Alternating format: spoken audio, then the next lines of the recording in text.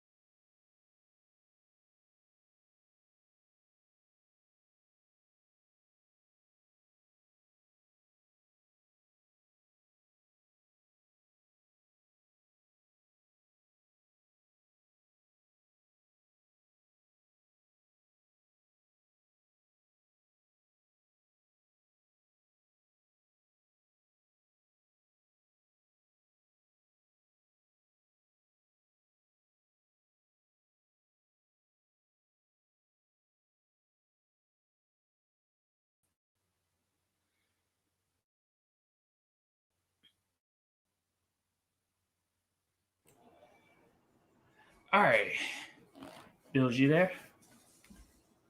Yep. Okay. Okay, I'm trying to figure out. All right, I just needed to X out of there because it was producing an echo.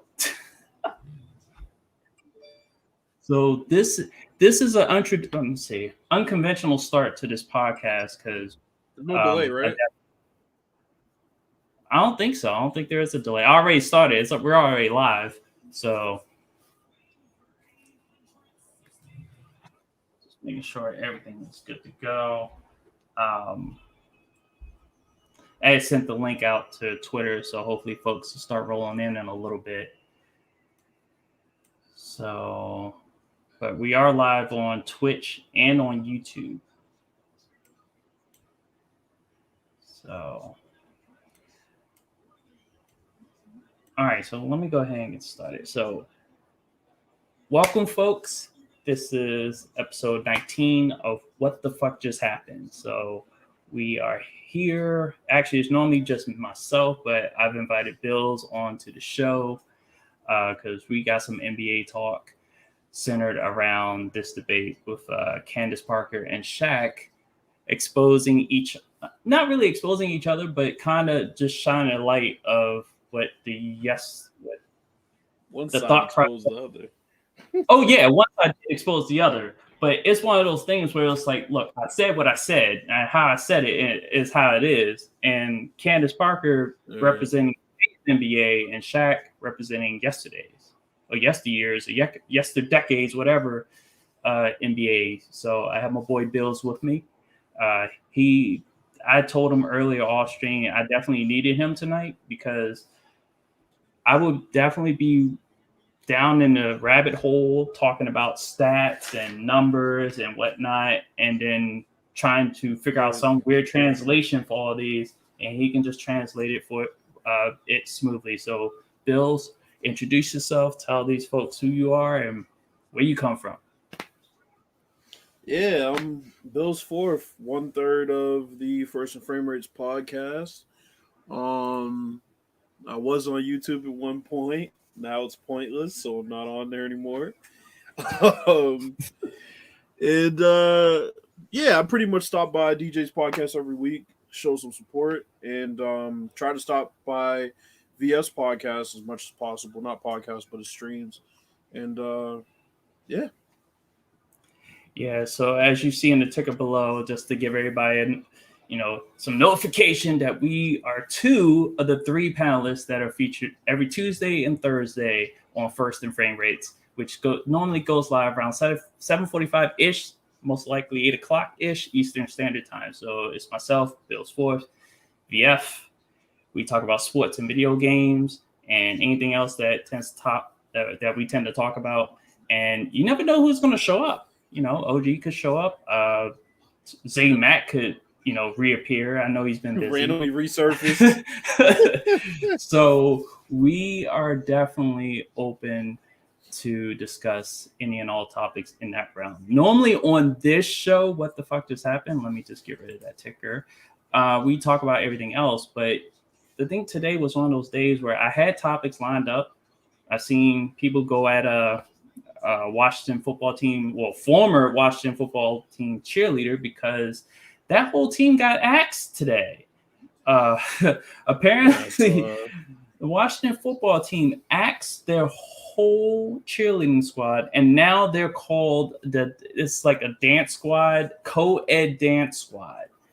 And the sad part about this is that the ex-cheerleaders were, and there's B5 pops up in the chat. Let me. What? I know, right? Where have you been, buddy?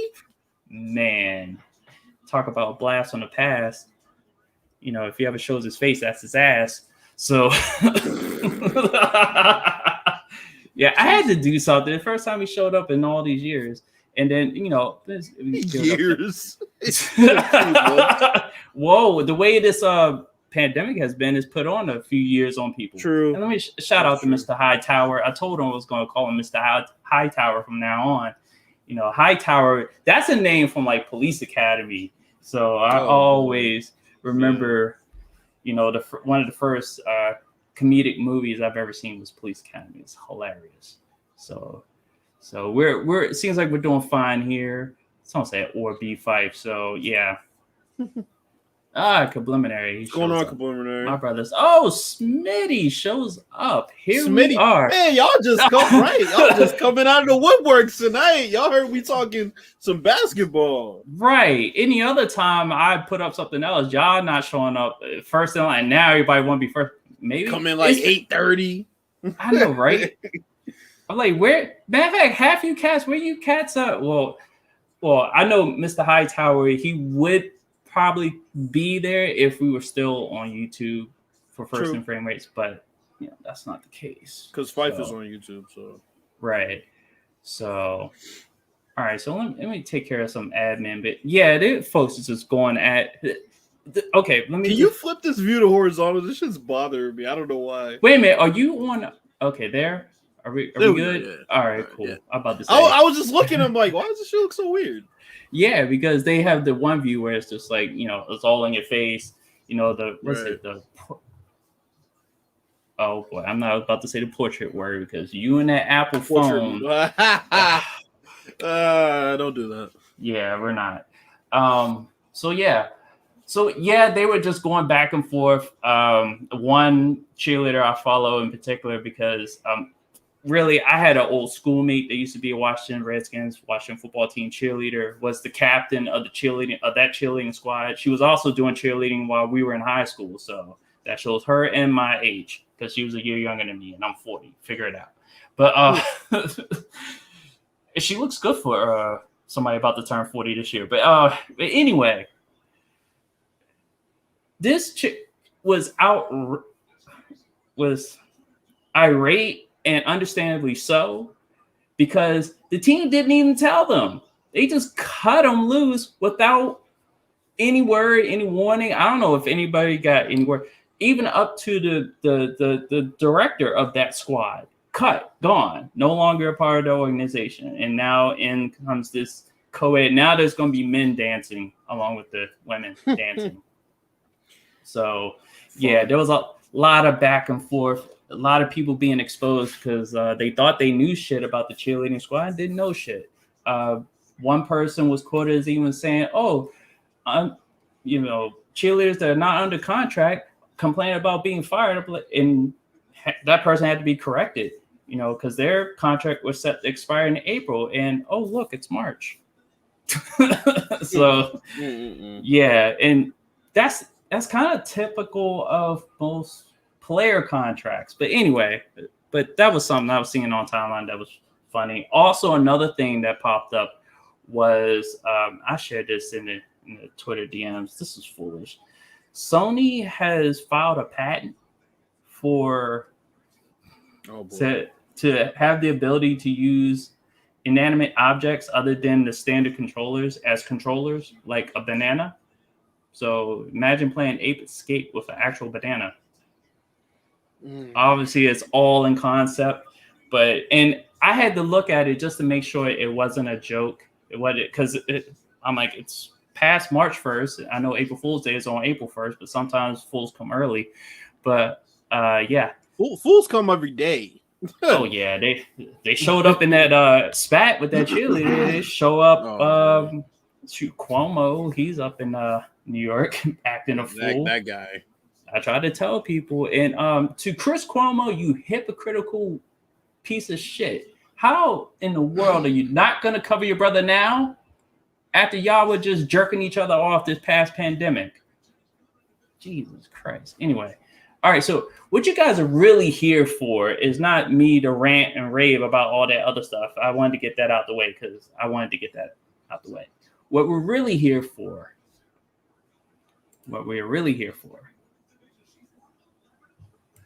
is this. Let's talk some NBA. Let's get into it. We definitely need to get into this because this flew across the timeline real quick. This was an instance to where the new NBA versus the old NBA, and how today's NBA is represented by Candace Parker. The old NBA is represented by Shaq. All right, Bills, I'm going to let you take over at this point. So I find this funny. I'm still laughing in my head about this. Basically, there was a discussion about pick and roll defense. Dwayne Wade was also on the panel. This was the Inside the NBA panel. Some nights they have a players only panel, but usually on Tuesdays it's Candace Parker now, Dwayne Wade, and Shaq. On Thursdays, of course, it's Kenny Smith and Charles Barkley, Ernie Johnson. Wow. And Shaq. Made it sound where that came from? Right. Ernie Jackson. So they were talking about pick and roll defense, and Shaq, he has some antiquated views of pick and roll defense. Let's just start there. He basically asked if we ever as a league are going to get back to manning up and rotate to drive guys, to the ball handler driving the basket. And Candace Parker said no, because the shooters in the league are too good. There's too many good shooters in the league. Shaq basically, sniped back at her. Well, no, it's not too many shooters in the league. And then, he's like, it's not every team. And she's like, well, look, she used Denver as an example. She started throwing out statistics, and then she basically said, look, they had an off night. They missed shots. Oh, and let me chime in. As far as her statistics, she's good. She's real good. Very quick. Because the number that she put out was actually 2 percentage points below their average that they shoot per night. So yeah, keep going, Bills. And then we're gonna get into the pre-rotating and all that stuff because that's pretty deep, and I like talking about this stuff. So we're gonna talk about that. But basically, there's a fundamental disagreement between the old NBA and the new NBA as far as how to defend pick and rolls. and when to switch. Shaq doesn't like all the switching. They talked about that later in the debate. He doesn't like all the switching with pick and rolls. He doesn't like a lot of things, and I'm sorry, but the NBA is changing, and the pace of play and the number of possessions and the sets and the way they're playing lends itself to there being a lot of three-pointers taken. You might not agree with the people taking them. You might not agree with the volume of threes that are being taken. But I'm sorry, this is without even talking about analytics, just based on the proximity on the court and positioning on the court. A lot of times the three-pointer is the best shot. I'm sorry. If a team is zoning up against you, sometimes the best shot on the court is a three-point shot. We're going to get to that. But DJ, I don't know if you have any statistics you wanted to introduce or maybe add some more backstory to this. Yeah. So, my thing is I've always fought back and forth of what type of defense to play. And, it kind of applies to even playing the NBA 2K video game as far as whether, and right out the gate, when I play defense, I set my team to under and catch hedge. And Right. there's a particular reason why I do this, because my team is not the best defensively in the world. And I'd rather them be in position to stay in front of a defender than be caught on a screen trying to go over. I also play with no attach, so I keep my center playing off the screen The roll guy, man. the Screen roll guy. man. Yep. So, see, I told you, you're better than translating than I am. So, Right. have him play off. Now, here's where the pre-rotation part of what Shaq's thing comes in. With the stats that I took notes on, there's a middle portion of the NBA that you could possibly do that with. Right. But if I'm looking at the teams that you don't want to do that with, the stats I put out here that I looked up, and actually, no, I'm not going to share the screen right away. I have the notes right here in front of me. So what I first did, and I basically took all the teams that shot. What was it? The first stat I took was all the teams that their averages 3-point shots per game. So the top 5 teams were Utah, Portland, Houston, Toronto, and Oklahoma City. But what I did, and it changed, I think 4 and 5 on that list. What it changed to for me, because I looked at the 3-point percentage, which is over here, and you see that the Clippers, who really weren't mentioned in that first top 5, are now they're the number 1 team 3-point shooting wise. Brooklyn Nets. Now the Brooklyn Nets, you really don't need stats for this. You got 3 guys that can score on all 3 levels, and you have a 4th guy that's like dead red from 3-point line from Joe Harris, and he averages 6.8 attempts per game. Right. So looking at Brooklyn and trying to apply Shaq's defense. Here's the thing. So can you bring up that first clip I posted? Because we're gonna get into this. I wanted y'all to have an example of the defense that Shaq wants everybody to play. I wanted you guys to have a visual example of this, and I'm going to break it down. And they're just short clips. Okay, let me make sure I got this right. Or is it sharing? Oh. Make sure it's sharing the right one. I may have to hold up, because that's not the one I wanted to share. I want to share this one. So bear with me one moment. Here we go. From tab. Nope, not that one, that one. There we go. All right, so let me just wind it back to the beginning, and I'll start it from here. So wait. So before you start it, Okay. Just real quick, I want to explain to everybody what Shaq wanted every team to do was soft hedge and basically, show, right? But play soft hedge.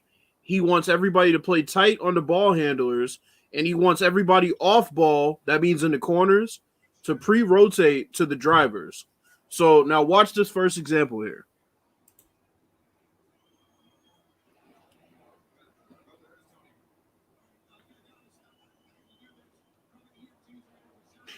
Now pause it.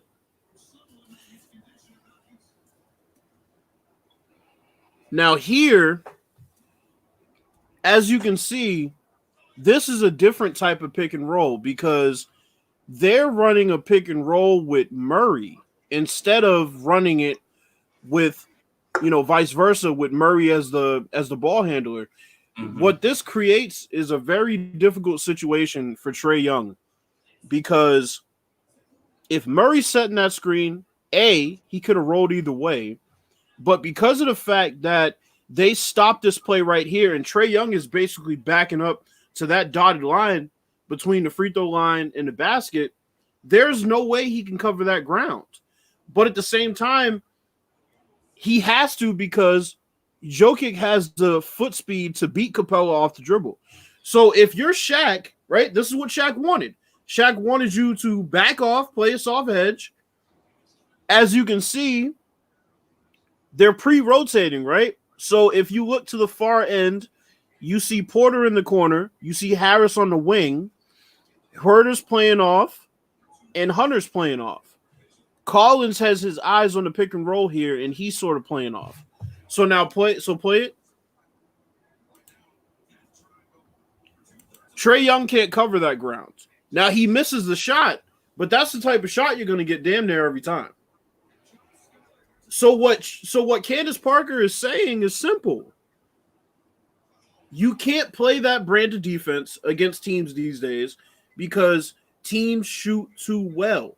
And if you have a situation where a point guard is setting an all-ball screen for a center, it makes it even more difficult.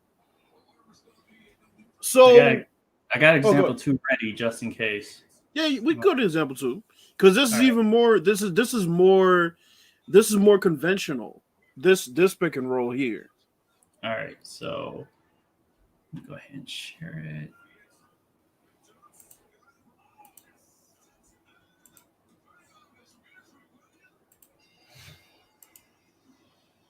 There we go. Okay. All right, so now you have a situation where Trae Young has tried to cut him off from driving right initially. Jokic is going to come back and set the screen. You can play. He's going to come back and set the screen. Trae Young goes under it because he sees all the space, right? But here's the issue. Capella's still playing back to the free throw line. That's still too much space to make up for it, and then that shot ends up going in. So... let me also interject here too. And you have the next gen version of it, so there's 2 type of shots that you can perform here. Jokic has a rainbow shot because watch this happen when he was playing against the Wizards. They left him in the same spot, and he was just hitting rainbows like all day. It's like even if you got there, you're not gonna block the shot, right? So, God, I wish this was on YouTube. We could play it in slow motion. So go back real quick. Right there. Okay. So play it for like a second or so. Keep playing. Okay. Stop. So now look at this amount of space between Jokic and Capella. That's the defense Shaq wants. In the NBA, that's not going to work. Now, granted, the spacing isn't that great here because you got Millsap, who looks like he's going to set some type of off-ball screen here for Porter if this doesn't work. But here's the thing, right? Okay, let's say, for example, Capella magically gets out to this house supposed to get wide open threes against Shaq. Yeah, it was. And the thing was, Wade called him out for it, and Shaq was like, "Oh, well, we won championships like that." He's like, "Yeah, because you started stepping up on the screens, right?" About to use the old "I got rings" comment. So the thing is, okay, let's say they swing the ball back. So play it until Joker gets the ball. See, Okay, pause it. See, there's the off-ball screen right there, in which. And I knew that's what he was doing. I knew it. Because here's the thing. Well, you better have known because this is your clip. It was, but I didn't pay attention to that part. I never paid attention to that part. I was just assuming he was going to set the off-ball screen. So go back to where Jokic catches it. Okay. Nah, he took the shot there. Right. Okay. It played. It's probably like a second. There it is. Right there. Boom. Millsap sets that screen, and Hunter's not ready for it. Because he has his eyes on the ball, right? This is how advanced 2K is when it wants to be. Hunter has his eyes on the ball. He sees how much space it's going to take for Capella to get out there. So, he assumes it's going to be a shot. But let's say Capella's where the circle is, the top circle for the free throw line, right? In this case, they already have an action built in where Millsap's going to set that screen. Porter's coming over. That's a 3. And what did Candace Parker say? Candace Parker said in the video, if a guy is in this position where he's that good of a shooter, they're going to kill you in the corner and on the wing if that's another pass. They just are. Now, it doesn't really matter what Harris is doing on the left side because you have this action right there. It's going to work. It's guaranteed. And then you look at it, you also look at the fact that, okay, Millsap can hit a 3, Murray can, well, Murray's over here. He can hit a 3, he can hit a 3, he can hit a 3. They all can hit a 3. And then Millsap can pop. But think about the fact Millsap can pop here too, right? So let's say Hunter got over that screen. Then what? Millsap can pop to the wing. So the issue here with Shaq's defense is really simple. The number of options you had for pick and roll back in his day compared to now are completely different. Because now you have a million options.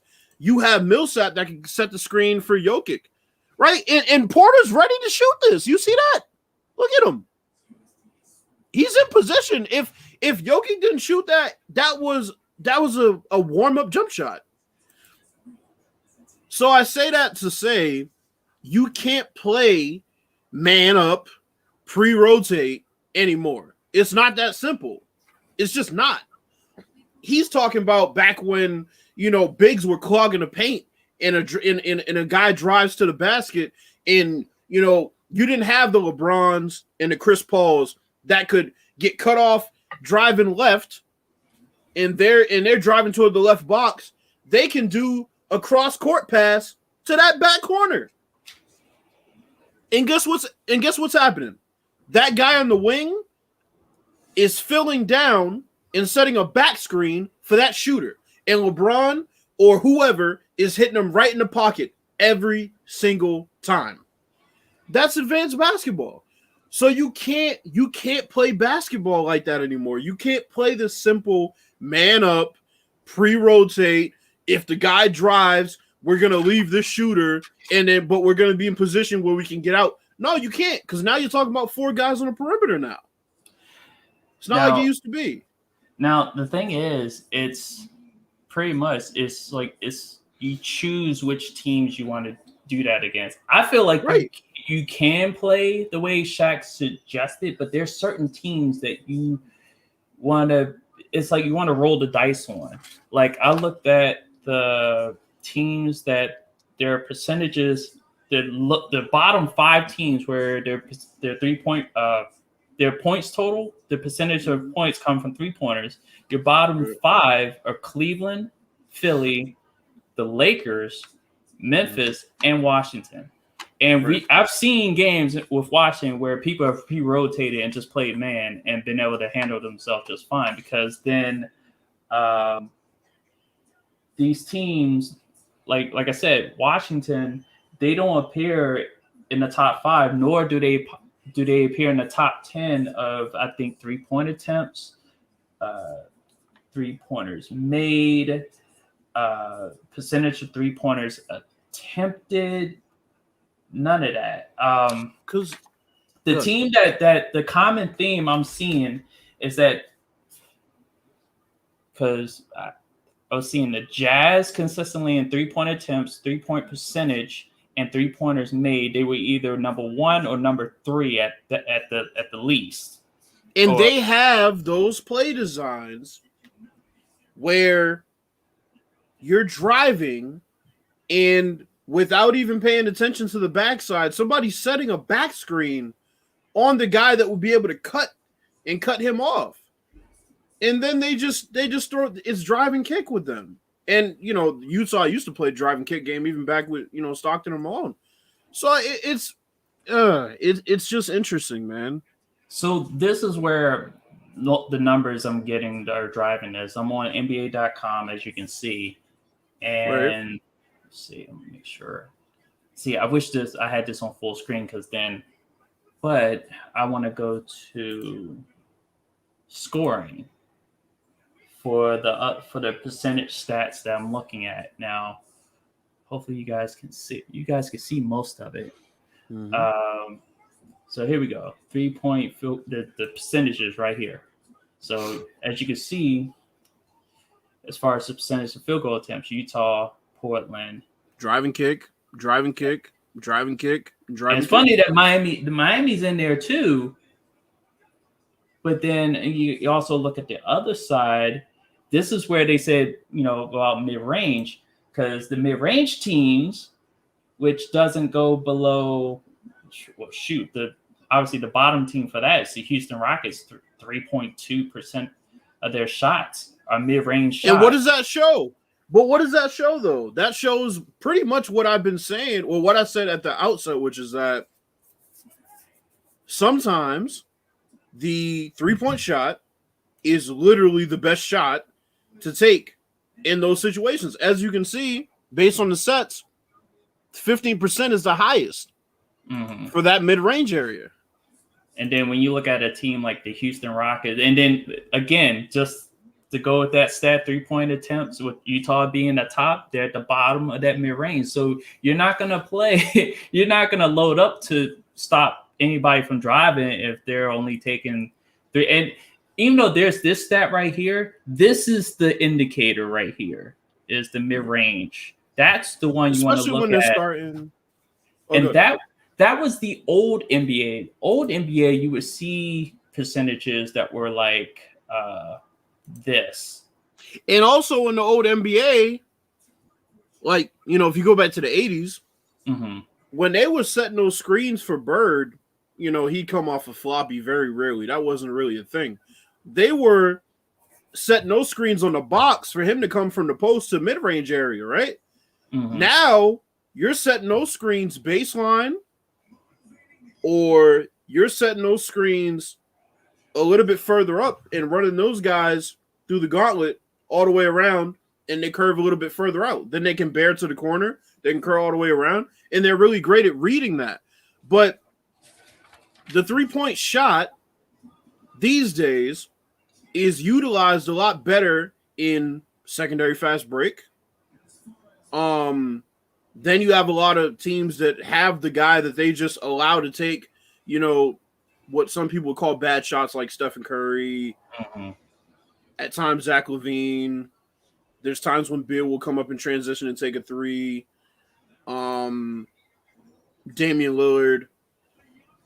But, Utah's getting good shots. The Trailblazers are a lot of times getting good shots. Toronto's getting great shots. Brooklyn is a lot of drive and kick, switch, make the guys pinch in on the pick and roll with Harden. Harris is in the corner just kind of chilling. And, Kevin Durant and Kyrie Irving, or whichever combination of guys just not on the ball, they're just kind of sitting and waiting. And because they're spaced out, good enough, I mean, they're all good enough one-on-one players to beat their guy off the dribble. So it creates a mismatch. And the two teams that are tough to really set a game plan, that's why there's zone defense. the Clippers and the Blazers, if you look at their mid-range, it's double digits. I think let's see.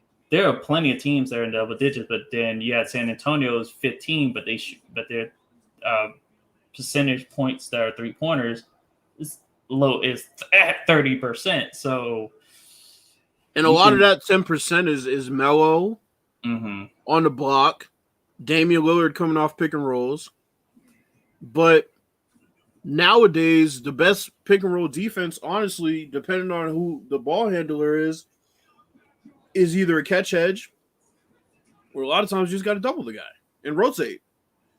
And that's what they do on the better players in the league. They don't, Steph, they try to get the ball out of his hands.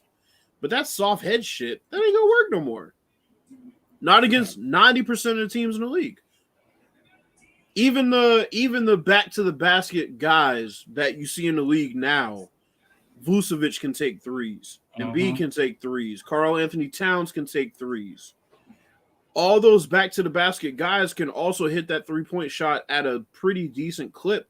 I mean, sure, if you want to take that chance, that's fine. But, you got to play with the percentages in the NBA. And, the high percentage shots these days are 3-point shots because teams are zoning up and pre-rotating the way Shaq was talking about.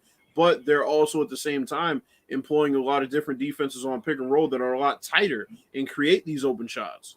So this is another thing. I'm just looking at this just off the 3-point and the mid-range. This points off percentage points from fast breaks. So you got this one right here. Philly's getting transition threes. The Grizzlies are getting transition threes. Hornets a lot of times. I don't think they're necessarily. Oh, wait a minute. If you compare them side by side, because they're good that they're right next to each other. You can see, their fast break points that could possibly turn into 3-point. No, I just know the way they play. It's like those teams that you're looking at. They get transition threes. The Bucks get transition threes, and the Lakers more so get layups on the break. But those top teams right there pretty much all live and die by, getting out in transition and filling the lanes and boom, bearing to the corners. Yep. Golden State used to be way up there. With that. Points off of turnovers. You look at here. Yep. And you see it's higher because those are all the teams I was talking about that, well, not really Cleveland. But Cleveland digs in defensively, though. That's why they have so many points off. Memphis, historically, they've been a defensive squad. So you'll see them. I feel like you'll see them in these type of categories. They also have points in the paint, in which, this is where you get your Drummonds and your Kevin Loves, even though Kevin Love. Then the Grizzlies, Valanciunas. Yep. The Pacers. Sabonis and Miles Turner, Kings, Marvin Bagley, Hassan Whiteside, and then AD and LeBron and Harrell too. You forget Harrell and Gasol, and then you got Zion here. Oh shit! I mean, come on. Zion's like, fuck all these statistics. Right. I have the best first step in the league right now, and nobody can stay in front of me. So, it's just like the more you watch these teams, you kind of know how they score their points. What their sets are that they go to, and you can kind of, the stats make sense once you start looking at them. And I watch a lot of basketball, especially having League Pass, so I kind of, know in my head, like, this team loves to run.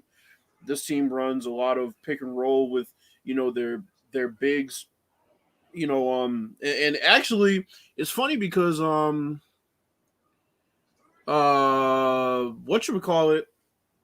Portland runs a lot of pick and roll with their guards, and they create those open shots. I don't know. The offense is really sophisticated these days.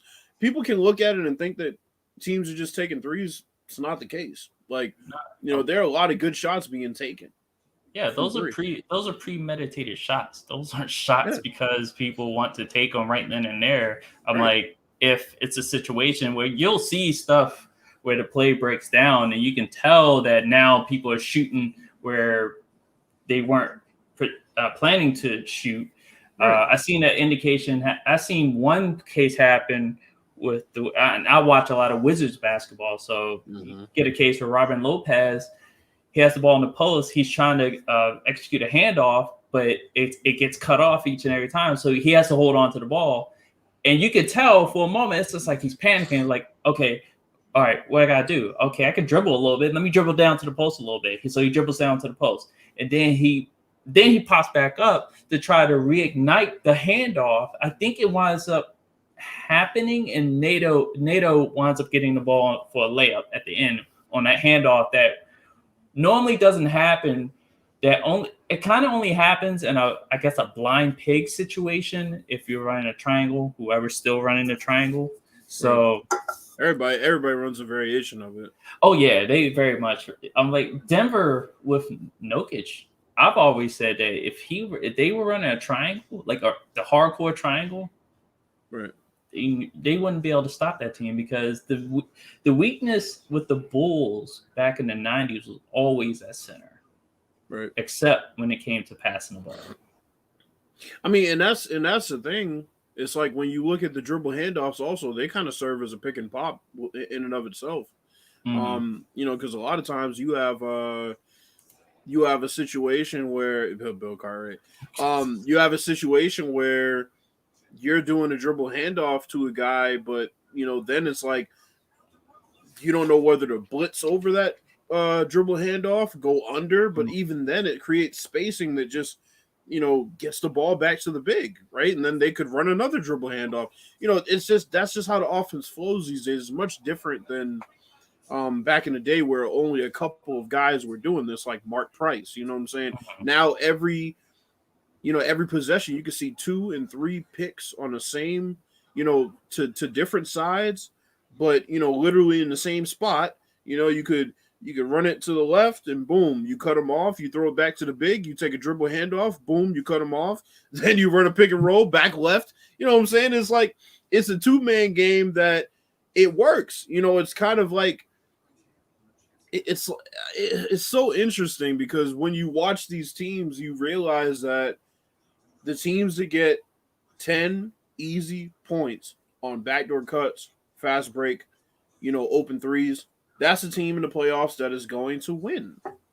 Okay, and that leads me to another statistic. I'll bring it up in a second, but play type statistics, they're also on here too. Let me just get them. I'm gonna get it primed up real quick. If I remember where it was. Play types. Because we got to remember, Oh, go ahead. You go. Oh no. Keep going. I'm still trying to say. Back in the day, you didn't really have, the only time you really saw a dribble handoff, the Bulls sometimes did it, but it wasn't even really a dribble handoff. There was way more separation between, throwing it to the high post and then kicking it to whoever was coming off that screen backside. Or, sometimes it would be a dribble handoff from Grant to Jordan, or he'd fake, boom, and then he'd be able to spin back towards the paint and get an easy dunk. But that was even, more advanced than most of the shit people were doing back then. So now you had brought up, they're going to call them cutters. Mm-hmm. So the number one team there, let me see. Golden State, of course. Yep. And let me see. Yeah, there it is. Because that was the category I wanted to highlight, was the fact that the team from San Francisco uses the back door the most. And Miami does a lot. And Miami does a lot of that, throwing it into the high post with Adebayo. Hero will fake like he's coming off of the dribble handoff, cut back door, and Jimmy Butler does the same shit. You know what I'm saying? And those look teams, who else is there too. Denver. Jokic. Of course. Once again, same thing. Gary Harris, fake like he's coming off of the dribble handoff, cut back door, and it's literally one step. It's literally one step, go baseline, and it's an easy basket. Those are the teams. You're looking at some of the best teams in the league aside from the Cavaliers. We got the Lakers up there. You got the Nuggets up there. And the Warriors also always play great offensive basketball as far as the system, so that's not a surprise. Mm-hmm. So let me see. There was another play. Let me go to it. We'll do spot up. Because right now we're just freelancing. Another basketball term. Okay, so freelancing, let's look at that. Not freelancing. This is spot up frequency. So LaMarcus Aldridge. Mm-hmm. Al Horford. Okay, good. Devon House, Phoenix Suns. probably Ayton. And then as you go down the list, you got Yeah. Markkanen, Porzingis, Porter. Oh, actually, I was Porter, thinking Porter when he's healthy, but yeah. Porter, Porzingis, Siakam, Randall. You know, it's like you know the players that are best big man in the game now. I think it's got to be Embiid or Jokic, one or the other. You can't go wrong. But Embiid's a what? bit more complete on both ends of the floor, though. So, but who would be that? Because then, hmm, it yeah, it seems like it is Embiid. I would think AD, but he doesn't post up as much. As I think and he's hurt why right is now. well, he's hurt too. But when he's playing, it's just like My issue with AD, you know, a lot of times, and he didn't do this so much in the playoffs, but he did it a lot during the year, and it annoyed me. Was mhm. the first thing is when he's posting up, he lets them push him out too far. And we have that stat here too. We Yep, can go right he here. lets them put. Well, yeah, there you go, Embiid. And it's funny though. Like, that's why this is why I'm saying. But this right now, this is LeBron and Yep. Harold as of right now until AD gets back, and AD maybe. And look at the frequency of which you know Millsap's not really included in any of that with the Nuggets, but Jokic doesn't post up much. He's running the offense from the high post a lot of the time. It's not really designed post ups anymore. I mean, look at those percentages. You go back to the 80s. I mean, shit, you probably see 50% or more. Right. I'm trying to figure out. Handoff is a good one. All right. So we're going to go there. Heat run a lot of dribble handoff. Yep, it is. Got the Pistons. The Heat run a lot of dribble handoff. It's not always designed to go quite there, but I mean, the Pacers, that's a surprise. The Pistons are a bit of a surprise. Timberwolves, I know, would be up there because D'Angelo Russell loves the dribble handoff game. Yeah, And well, then right now, too. without them, they appear lost. So they're trying to, because they've tried to do a lot of. I think in that game against the Wizards, they did a lot of trying to post up Cat, but everybody else is just dysfunctional. They almost won that game, but we finally put them away, I believe. I'm trying to figure out another. Well, go up because go to isolation. That's an interesting one. Yeah, you're right about that. All right, so no surprise here, Brooklyn, Brooklyn in Portland. No surprise here. A lot of clear outs for Dame. A lot of clear outs for CJ when he's playing. He's been hurt this year. And then obviously LeBron's been isolating a lot, but that's off of screen and roll and trying to get switches, and then he ends up isolating. And then Schroeder isolates quite a bit. The Rockets, I'm guessing, is going to be John Wall. The Celtics, I would think, would have been a bit higher, right? But because they do a lot of that shit, unfortunately. Milwaukee used to be a bit higher in that, but they're trying to get a bit more ball movement because Giannis getting a bit predictable now, right? And OKC obviously got SGA, and the Clippers are pretty low to me, honestly. But then when you saw the post ups, they were in there because they post Kawhi up a lot. But I also would probably see them also in the pick and roll. I know we saw the pick and roll ball handler.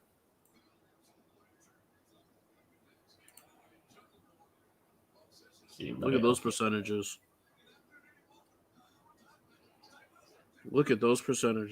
Yeah, look who's there. The Clippers, the Blazers, Magic, Knicks. I mean, a quarter of the time nearly. These teams are running pick and roll. The fact that Utah's right there, and it's just and the thing is, this is probably going to average out to about 50% because this is just for the ball handler. When you go to pick and roll, man, then it's going to be even higher, right? When you combine the two, probably like low teens. Well, high teens, I should say. Oh, no. Okay. Well, yeah, Markkanen. I get it. Yeah, that makes sense. I was thinking something. They don't have any other pick and roll categories? Let's see. Probably not, I guess. Yeah, that's pretty much it. Spot up, handoff. Ooh, off screen. Look at that. Let's see what we got here. Steph. Yep. Fournier. Yeah, I was thinking Fournier. I haven't watched the Pistons, so all this shit surprises me. Now Wizards. There's two players they do this with: Beal and Bertans. Those are the two players that they normally do like the off-screen plays. Obviously, they run at a low frequency, but when so it based comes on what we, go ahead. Mm-hmm. Go ahead. No, I was gonna say based on what we've seen, pick and roll's been ran 30% of the time by most of the teams. At least the top 5. Right. If you're including pick and roll ball handler and pick and roll man, roll man, about 30% of the time. So if you go back to a 2K basketball game and just like if you guys ever take the time to just go through the rosters and just look through to see like individual play types, like players are assigned different individual play types, and then also the total amount of plays that are given per team. Now, I know a roster I use, they rationalized, they gave each team 50 plays. But obviously, depending upon, research or whatever they did, they figured out what play calls most of these teams. Now, I wonder if, these numbers match what they put out there. But, Bills, he does everything with the eye test. Well, I wouldn't say everything. Most of it. Yeah, because somebody you do have to look to see, okay, I see this, but is it really what it is? Let's see if the stats back it up or not. Because the Celtics surprised me. I would think that isolation will be a bit higher, but they don't run design isolations. They just have extremely bad offense, and they turn into isolations. But they're more so talking about designed isolations, which is different. Putbacks. That's interesting. What about transition? I'm gonna just look at the transition. Do you talk about your fast break opportunities here? Yep. Milwaukee's great in the fast break. Yep. Toronto filling the lanes. Toronto. I figured Washington was gonna be up here. And look, and this is an indication. You look at Charlotte. That's an indication of LaMelo Ball. That dude sucks. LaMelo Ball. LaMelo's garbage. LaMelo Ball. That's an indication of LaMelo Ball right away because, he can find guys in transition. We've been seeing it early on. And this more so is an indication of when you see 1, 2, 3, 4, 5 teams 20% or higher, those are all the teams great at filling the lanes and getting open threes. Wait a minute. Where you see 20% or higher? Because you're looking at possession. I was looking at possessions. The frequency, high teens. I mean, shit, there's a lot of teams in the high teens. Yeah, all the way down to Philly. Because I usually wind up picking like the top 5, or when I did the rough list of when we were talking about the 3-point shooting. When I was combining, I gave a standard of the limit being what was it? As far as attempts, around like 36, 37 being the bottom, like the cutoff, with the percentage being I think 37 for the team, because individuals, they can shoot 3-pointers at like a 44% clip, 45. In the case of Joe Harris, he can shoot at 50%. Scroll over a little bit. Well, where? Scroll over, in the categories. Just scroll over a little. Keep going. There's something that's out of view that I want to see. Yeah. Keep going. Frequency score. Keep going. There should be 3-point attempts on transition. If they don't have them, maybe not. That's interesting that they don't have 3-point attempts in transition. Because that would be. Maybe. Unless it's a different. Let's see. I would think it wouldn't be though, because that's pretty much play type. No. Transition, advanced box score, shooting. Would it be this would be fun. This would be funny. Opponent shooting when it comes to. That'll be a different podcast. That's gonna be atrocious. That's what that's gonna be. Because that would be the part that Shaq would. It just to wind it all the way back. Right. I mean, we can take a look. We'll take a look. Let's take a look. Yeah, let's take a look. So these Oh, they got it by range. So less So than go 5 feet. to 15 footers and out. yeah. Let's go 15 footers and out. Okay, so let's see field goal percentage. Guess you sort that by yep. Okay, there we go. So, all right, so Hawks are really good defensively. The Bucks are obviously one of the top defensive teams in the league. no, this it's the other way around. What do you They're mean? not. This is a Oh yeah, I'm looking at percentage. I'm looking at yeah. I'm tripping. Oh god, yeah. So where are the Nets at then? Wait a minute. You have to So flip the Nets it. caught way Yeah. up. This is what we're looking at. This is let us know teams that are shooting low. But I'm So saying, Charlotte I thought this was opponents- teams that were allowing low attempts. Yeah, that's what I'm. No, this is a field goal percentage, right? I mean, here. low percentages, yeah. Yeah, this when I hit the button, when I hit the tab again, it gave me the teams that are allowing the lower percentages. That's what we want. But I'm saying when I saw the higher ones, I was like, wait, what the fuck? Where's Brooklyn? That's why I was saying, where's Brooklyn? Because they're not good defensively. They weren't anywhere in that top 5. Unless they're saying, hold up. Wait a minute. Okay, wait, no. I know where to find Brooklyn. Go to the field goal percentage for 5 to 9 feet. Oh boy. There they are. I knew they were somewhere. It's layups they're giving up. Okay. Yeah, because remember, they've been trying to solve that whole besides having DeAndre Jordan back there, who else are we going to have back there since we got rid of the other guy that we had there? And you see Cleveland suffering without Drummond on the court. Yeah, that is just crazy. Yep. So, and then who's better? And you got the Raptors that don't come in the paint. And the Lakers, obviously, with the Twin Towers. Right. So yeah, we could go to, I guess, 3-point range at this point, 20 to 24. Yeah. All right, so your best defenders. Wow. The Knicks are really good defensively, and Tom Thibodeau is, obviously the big. The Sixers are probably the best defensive team in the league. The Hawks are really good defensively, and that coach got fired. See, that's kind of funny. They actually sent ripples around the league as far as him being fired. They're trying to figure out why. Mind you, Bogdanovich has been hurt. The guy that they picked up in the offseason. Mm-hmm. That they fought over pretty much because Milwaukee kind of traded for him illegally. Wait, hold up. Breaking. Is that J.J. Dillon? Oh, Lord. Are they doing a formation? Obviously, I'm looking at AEW in the background because what's the name? Don't spoil anything because I was going to watch it before I came in the podcast. Okay. Well, I don't think you can because Shaq's wrestling tonight.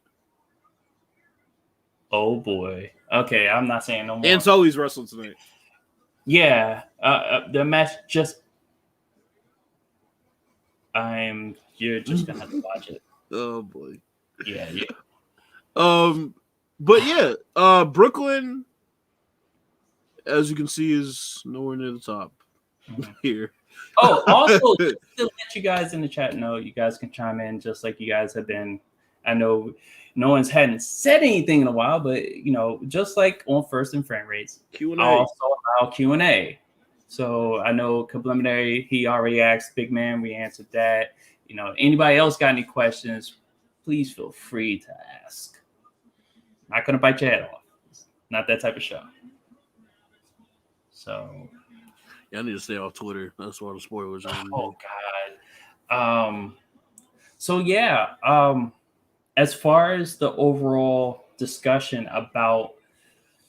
Oh wait, we didn't look at to break down what Shaq said though. That's where we're going. That's why I was about to wrap it too. Was to bring it back to that because.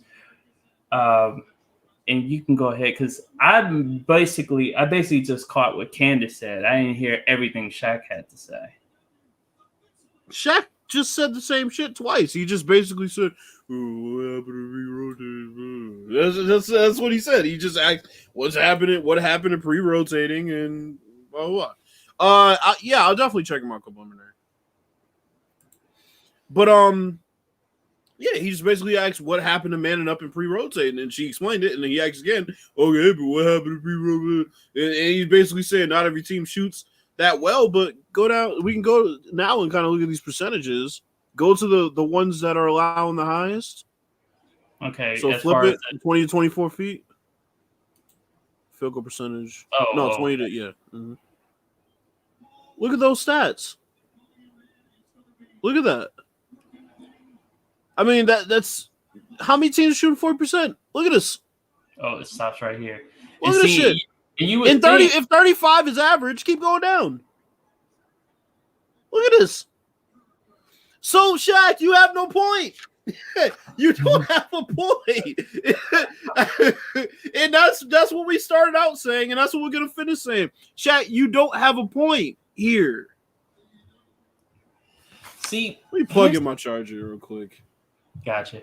Here's the thing about strategizing against today's NBA is that there are teams that you can do that against, but it's not widespread. You kind of have to do the research, you have to do the scouting, and you have to rely on also the defender's ability on your own team to be able to defend and communicate and know who the shooters are, where they are, and so on and so on. But there's like I keep saying, there's a middle 20, because like I said, I keep talking about the top 5, and then you have the bottom 5, and then there's the middle 20 that there's a cutoff point around I would say the 7. I would say team. If you were to say, okay, I don't want to do pre-rotate, I want to just call a lot of switching, communicating, stuff like that. There's like 17 teams in the league that you want to employ a switching versus the bottom 13. But here's the thing. You can still pre-rotate against everybody, but you can't do the show and then get back the way he was saying. You have to do the switching a lot of times. Mm-hmm. Or you have to run a catch edge and kind of shut them down and force them to make that extra pass. There's no way you're gonna do that show and get back shit that he was talking about. That's just basic pick and roll defense. That's all that is. Okay, I don't think we're gonna need this up. I'm gonna just go ahead and stop. But yeah, I mean, you saw how many teams were shooting 40%. Mm-hmm. How many teams were giving up? I should say, right, 40%. You know, but here's the thing. But how much of it is based on lack of effort? Because you hear teams talk about the fact that whether it's defensive switching, contesting, or whatnot, you hear coaches talk about, oh, it just didn't feel like getting there. We feel like there wasn't a sense of urgency to close out. I think the lack of effort is more so when they're giving up layups. I think that's more so where I've seen it from watching this year. It's been giving up layups and rotating the guys that are driving to the basket, cutting backdoor and things like that. With the threes, most times I see them contest those shots and get out to them. The issue is they're put in a position based on the pick and roll defense a lot of times where it's just hard to get out to them. And like I said, if you have a guy like LeBron or Chris Paul or Ben Simmons, where let's say he's at the top of the key and the big sets the screen on the left side, he comes off, right?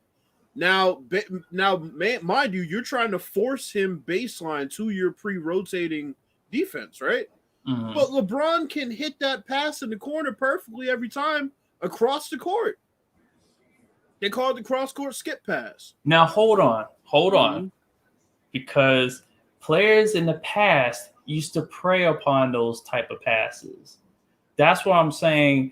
It seemed like current players in the effort level and also the IQ, I would say defensive IQ level, don't engage in baiting and playing. It's like playing a passing lane, but you're like that's what I feel like the pre-rotate does, because like Candace Parker pointed out, there are people that could float it, could get it across court just fine. But what about on the defense? Because if I'm looking at this correctly, when you pre-rotate, there's a guy back there. He has to sit between two people, possibly, to play the passing lane.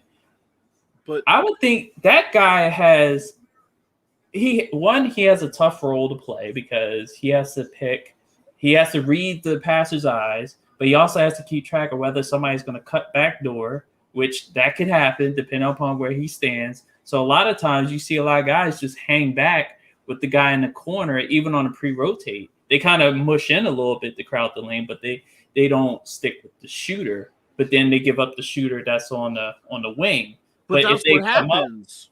That's what happens is, okay, mhm, if the big rolls to the top of the key after you set that screen, after he sets that screen, the driver is turning the corner and the mhm. big rolls, right?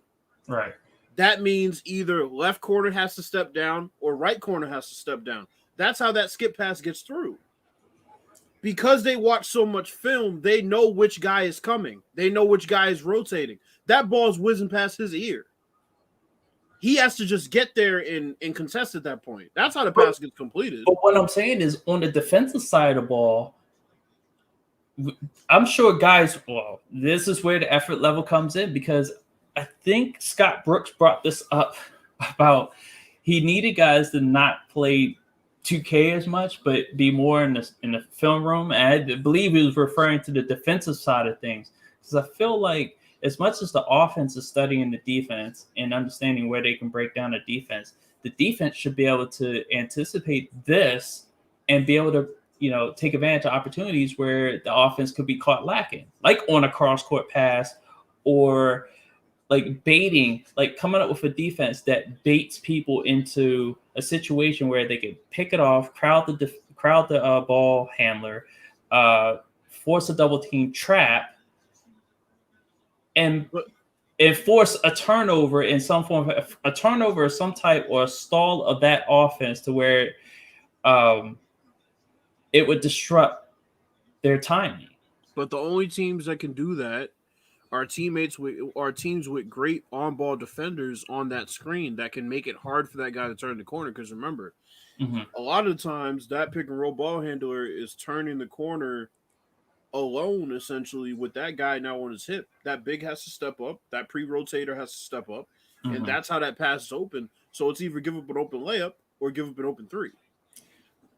Now, and that's where that skip pass comes from. They can see it coming because they see the guy's eyes and they see him coming.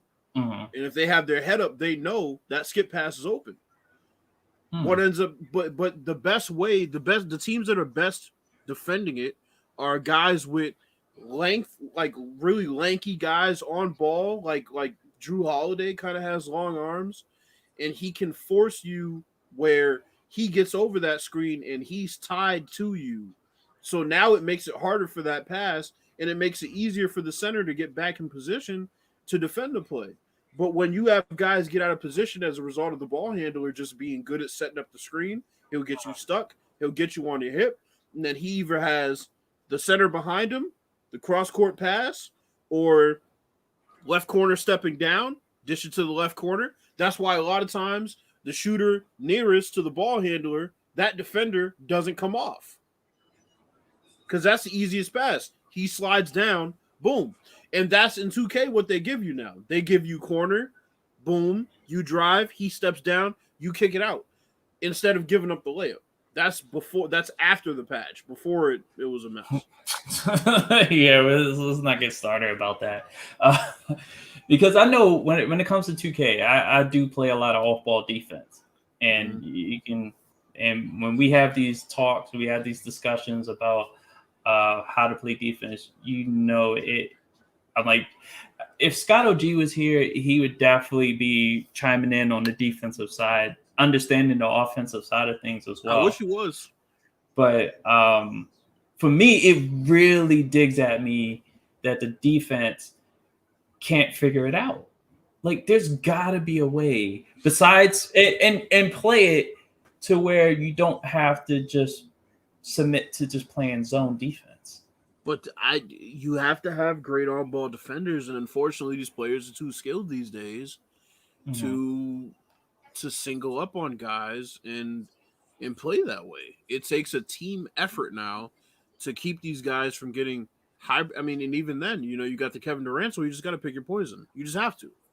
I'm like, because I know it takes energy to play defense. It does take energy to play defense, and players, to me, just to focus on that, does it feel like that players just don't have it physically enough as far as their energy levels to play defense at that level? It kind of goes into effort once again, but a lot of times you just have to be built to play it. I think good. Yeah, to be able to not necessarily fight over screens, because back in the day people had to fight over screens, but it was one of those things where they were able to play close enough defense, which kind of leads into the other thing. Referees calling tic-tac fouls on defenders. So it's just like, even if you put forth that effort, it goes unrewarded because the referees are going to call a foul because you were in somebody's airspace. I think, not unfortunately, I mean, this is just kind of a fact of life. In today's game, teams are taught to concede certain things. And unfortunately, if that is beating you that night, you might lose because you're playing the percentages, right? Right. If you're told PJ Tucker can't shoot from this spot and PJ Tucker's knocking that shot down from that spot and y'all are coming off him every single time, you could adjust, but then originally what you thought was going to kill you will kill you, right? So that tends to happen a lot in the NBA. You have one team who has a guy who's usually not drilling shots from that spot. Mm-hmm. Or you might have a player out that can play the pick and roll a bit better. And that's what we talked about with Scott OG, having different levels of how well a guy can play the pick and roll within a video game space. Mm-hmm. But in real life, it's the same thing, right? We talked about Clint Capella in that pick and roll. Right. Let's say he was playing normal pick and roll defense and I wasn't doing soft hedge. If he could hedge that screen, stop it right where it stands, and get out to that center, he might be 1 in 5 guys that can do that. Mm-hmm. If that guy is out for your team, it can break an entire pick and roll defense down. Mm-hmm. And that's kind of how it happens. It's almost like we talked about Devin Smith, right? Right. Devin Smith in real life on the Buccaneers as far as the run defense.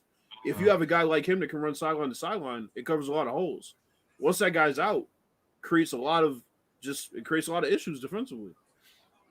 And that's what ends up happening. There are guys that aren't big name players in the NBA. If they're out for a given game, that defense might just disintegrate. It really might. Actually, you brought up something there. Players and roles. I know Scott Brooks and Wizards, we've talked about this for a little bit. What's going on, Cypher? Hey, what's up? I see that a question comes up about like players understanding their roles on teams. Now, obviously with today's NBA, everybody has to be able to shoot. Or if you can't shoot, do something else. But the thing is like, it's not, you really can't establish, it's really hard to establish what roles players are performing. Like watching Neto become really a floor general coming in behind Westbrook and being a defensive nuisance that could shoot the three when he has to, but I'm seeing his role as like, okay, I need to be that pest, and I've seen him play that great man-to-man defense for whatever moment he could provide. But for the rest of the squad, it's just like, okay, why are you here? What are you doing? Like they're trying to figure that out with Diva, with Denny right now, trying to figure out like what his role is as Google tries to copy every word I was just saying, because for some reason Google pops up and wants to it's constantly recording. Hey, anytime you have a listening device, it's recording everything, so just be aware of that. But Denny's not right now, he's a rookie, so that his whole thing is that he's a rookie trying to find his way on the team. But just beyond the Wizards, who can you clearly look at and say you're this? And this is outside of scoring. This is outside, like, okay, you can hit threes, great, you're fitting on offense. Steven Adams. Steven Adams' job is to set screens, rebound, play great pick and roll defense, and it's pretty much exactly the same with Rudy Gobert. There are guys in the league that are just spot up guys, rotation guys like JJ Redick, right? Not a lot of guys can play JJ Redick's game. JJ Redick's game is to space the floor, and he's amazing off ball defensively. He's very smart about who he's rotating to. He can close out without, having the guy pump fake and, it's like a run by situation where boom, he pump fakes him. Like he's good at shit like that, right? So those players still have a spot in the league. Unfortunately, they have to be able to do more things than just that, right? Because the league as a whole has gotten more skilled. It is harder than ever to just be a guy that does blank and you're in the league. Now you have to do blank and do some of blank, right? But that's what I'm saying. When a JJ Redick is out and you put Josh Hart into that role, Josh Hart might be used to playing on ball and getting over those screens. But now what happens if he's playing off ball and has to rotate? He's playing off ball and has to make a decision. Shit, do I stay glued to this guy? Do I rotate here? It's really a mental game compared to a physical game like he used to be defensively. And it's one of those situations where because teams are scoring so many points these days, if you don't have 5 guys that on any given night give you double digits, you're not going to win a lot of games. And it has to be on demand. You can tell this guy, hey, guess what? Such and such is out. You need to step up. Period. Brooklyn, they're finding out now who those guys are. And they've been winning games without Kevin Durant, which is interesting. But I say, we're in a situation right now, we're at a point in the season, teams aren't defending the way they can defend. They're not defending the way they were in the bubble. They're tired. Oh, yeah. I remember you was talking about this. They're tired. They're conceding certain things that they won't. When you get down to the playoffs, playbooks shrink, rotations shrink, easy buckets become null and void for the most part because every team you're playing, for the most part, after the first round, is really, really, really good. So, defensively right now, the league's not in a good place as far as numbers, but we're probably seeing the best brand of offensive basketball we've ever seen. You can go back to the 70s. They were scoring a lot of points. And that was a great brand of basketball.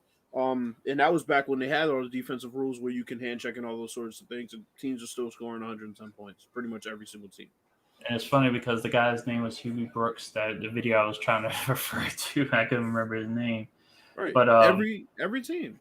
And it was funny because there was a tweet that I know you had responded to. It was I know State of Franchise Sports had brought up the numbers for that Wilt Chamberlain 100 points. But he scored, according to when I looked at the breakdown of field goals made and free throws, that was 106 points total that he scored. According to that breakdown, if that was the box score of and I know State of Franchise Sports was responding to another person. It was like they couldn't imagine in a 48-minute game a player scoring 100 points. Well, you also want to go to another time where there have been players scoring 100 points in high school games. Shoot, Cheryl Miller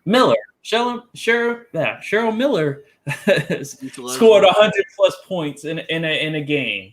I'm like, Lisa Leslie is a whole bunch. What's the name of like the closest as far as the guys is concerned? Obviously was Kobe, but they gave him every shot under the sea. They were down, and he was taking a high volume of shots. And it's just like I told State of Franchise Mode.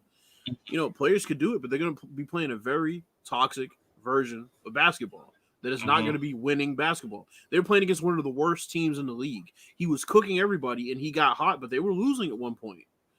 The thing is, I talked about this with Michael Jordan. Everybody talks about what certain players would average these days. Everything we just talked about is the reason why Jordan wouldn't average 40. It's not because he can't. It's because he's too smart to take bad shots consistently for 40 minutes. He's not going to do it. He's not going to bang his head against the wall, drive into the teeth of a defense, and keep taking contested shots all game. He's not going to do that. And that's funny because that's what he learned anyway. That's why he started taking mid-range shots, because he wasn't going to drive to the basket consistently and bang his head. That's why he developed his mid-range game and that post game a little bit. So he didn't like zone defense. He said it was horrible for the game. He said it takes away superstars. We already know he was apprehensive about zone defense, which these days it is a form of zone defense. But he'd be able to adjust because he's arguably the greatest player of all time. It doesn't mean he'd average 40 points. He averaged more what he averaged towards the end of his career, which was like, what, 22? He probably Jordan in his prime would probably average about 35. It would be an efficient 35. It'd be 35. We need to be realistic about this. Honestly, right now the closest thing to him, to whether folks want to believe this or not, is Bradley Beal. Because skill-wise, skill-wise, style-wise, obviously, yeah. Let's make that clear. Yeah, style-wise, I mean, he's a problem. Because it's just crazy. It's like, I think before Bradley Beal, there was, as far as the Wizards were concerned, it was Gilbert Arenas that was just hitting shots consistently. Right. It's like that for me. When I look at players and scoring, that's the main thing I look for is consistency. Right. It's like, where are these shots consistently? Where is he shooting it from? Consistently, are they going in? And the one thing I want him to get to the point is he starts hitting game winners. Mm. Like, he's at that point where, because the game that lost against the Celtics, he could have hit that shot. That shot almost fell. Yeah. Even though a lot of people said, okay, he gets the ball, here comes the double team, get it back to Westbrook. I think Westbrook understood what was going on. Bill, he knew Bill wanted to take the shot. He went over to Bill and was just like, don't worry about it. It's over now. But I'm waiting for Bill to start hitting these game winners, a la Jordan, Kobe, LeBron. Even early in his career, hit Dame. Yeah, that's Dame time. That's what. That's the whole premise. But that's the thing. It's just, in this generation, it would be interesting to see players like Michael Jordan play, because it's an adjustment to not be able to get whatever shot you want to against one-on-one defense. Right. There are ways to design, isolations in this day and age, but it's not like it used to be. And like I said, Jordan would score a lot of points. He'd have a lot of big nights, but it'd be different. He'd be taking a lot more contested shots. It wouldn't be double team, pass it out. It'd be pre-rotate. I have to take this mid-range shot right here, or anticipate this guy's coming over and find an open shooter. And that's the kind of player that Jordan was, especially in the days with the Bulls, and the triangle got him a lot of open shots that would get him in the rhythms. And then he'd be able to have those big nights still. But that is all play design and scheme. And that's what we're talking about here. And people don't pay attention to that. They just look at the stats. They look at the totals, and they say every game is 135. Yeah, but if you're watching, you understand this is a sophisticated style of basketball. It's not just threes going up willy-nilly. Because they're being the play calls are being called to end up in the hands of these shooters. It's premeditated shooting. And those guys they're just skilled. Like if you watch these guys warm up, if you go to an NBA game and watch these guys warm up and take those same shots in game situations that, they're taking in warm-ups, that's why they're knocking them down. That's why those shots are going in. They train, they practice those shots, right? It's just like, Patrick Ewing said, do you practice that shot, right? It's like Dame Lillard can say, oh, yeah, I practiced that shot. Stephen Curry can say, I practiced that shot, right? I mean, not everybody is taking those Stephen Curry and Dame Lillard shots just to get over half court, boom, pick and roll, early offense, pull. Not everybody's taking those. But this is the era of secondary fast break offense. That's what we're running these days. Get into your sets quick, right over half court, here's a screen, boom, you can take an open three, it might be open, or give him a little hezzy, go by him, then somebody has to step up. That's an open three. If you get 5 or 10 plays a game like that, those are where the threes are coming from. And then the other aspect is getting to the free throw line. And that's where I go back to earlier, where I feel like defenders don't really want to defend because they know certain players will be able to get to the free throw line, not necessarily because they got fouled, because they can either play off the fact that they got fouled or the refs are, well, you like to call it point shaving, participating in stuff like that. And other things. So, but to play devil's advocate, also these guys are trained now, unlike before, to jump straight up and contest shots, which is also another reason why there are less and less free throws year in, year out. Back then, you just hammer a guy and he goes to the free throw line, right? I mean, contesting a shot under the basket was trying to block it. That was contesting a shot back in the day. Well, unless you stuck your hand straight up. Nowadays, they teach you to jump vertical, and it's just a different type of defense these days. The game has evolved. People don't want to accept it, but that's really what it is. There are a lot of things being taught these days that weren't taught back then. They weren't a thing. Like flopping in a way that I'm like, there was flopping back in the day. I'm not going to sit here and act like people didn't flail and do stupid shit back in the 90s or even before that. But now it's just like the flopping doesn't even have to make sense for it to get called. I'm like, you can run into your own teammate with opponents nearby and get the foul called, and it was your own teammate that hit you. So, but think about the evolution of the game. I mean, like, think about it nowadays. Like when you were, have you ever been to a basketball camp before, like summer camp? Or... I wasn't really deep into basketball to get to the point of a camp. So I remember I went to Dana Barros' basketball camp. Oh God, that guy. It's just expensive, right?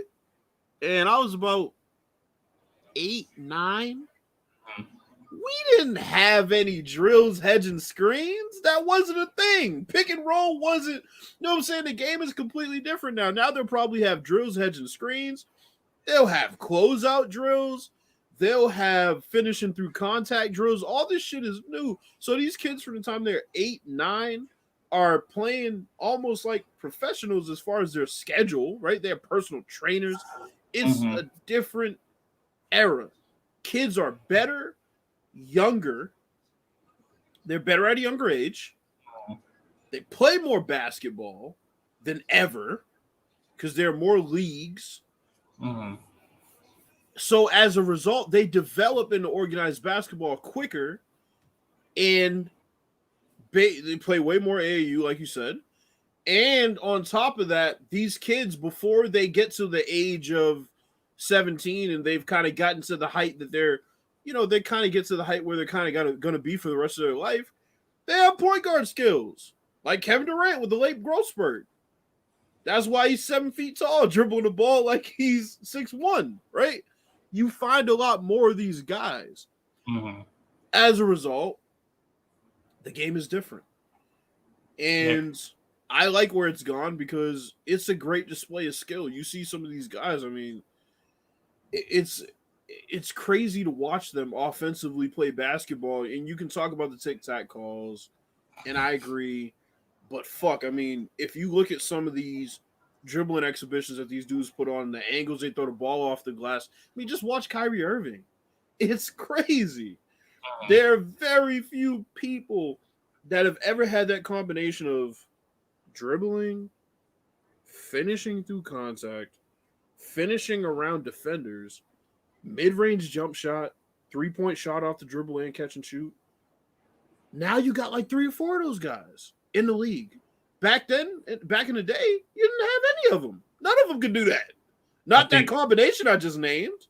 I think the leading edge of that was like you start seeing Grant Hill, Anthony Hardaway. But even then, they couldn't. Well, that's why I said. But yeah, Grant Hill, his jump shot was iffy. That's why I called it a leading edge. Yeah. Because obviously, when you get into the meat and potatoes of that type of play, you're going to have more players that are going to be more, apt to do that. And You're right. There's more basketball being played. Even at the pro level, these cats aren't done once the season ends. They're playing, in other leagues. Other league and stuff like that. Oh, Subliminary says Chris Middleton. Oh, okay, I'm not. That dude has shot his team out of games. Fraud! So he's disqualified. Fraud alert! but here's what I'll say as far as the basketball thing that you're talking about too, as far as more basketball. Let's look at the pros from this standpoint. I don't mean to take away from the past generation, but I remember Karl Malone saying some shit that was stupid a couple months ago. Well, you hate Karl Malone. Yeah, but fuck him. but besides that, no, like he said something that was ridiculous to me because I'm like, bro, we're not even talking about the same thing here. It's like, oh, well, a 19-year-old shouldn't be getting tired. And Zion needs to get better shape. I said, bro, your 40 minutes ain't the same 40 minutes as Zion. You were jogging up the court and setting picks and then standing your ass in a spot and posting up. Zion's running fast breaks, setting screens, isolating.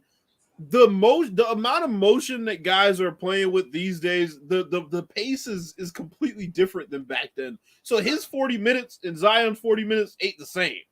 He needs to stop talking. He's not the person to talk about that shit. Michael Jordan wants to say, you shouldn't be getting tired. If Dr. J wants to say that, Isaiah Thomas, somebody like that, fine. But Karl fucking Malone, the team that played the slowest pace in the league, shut the fuck up. Please. That's like Tim Duncan saying, not to you. I had something else to say about Karl Malone, but I'm not trying to get my channel canceled because if you're advocating something that right now there's a whole cancel culture, would rightfully want to cancel me over, which is because it's wrong. If it was my channel, I'd say it because I had something in my head too, but no, seriously, his 40 minutes and Zion's 40 minutes are not the same. They're not. And I'm sorry, but a lot of times defense in the 80s was come down, jog down, everybody gets across half court, toss it into the post, watch them post up for 10 seconds. That's not very physically exerting. It's just not. I'm sorry. It's not minimizing it, but I'm just saying. I'm about to say it because some people that were those post battles.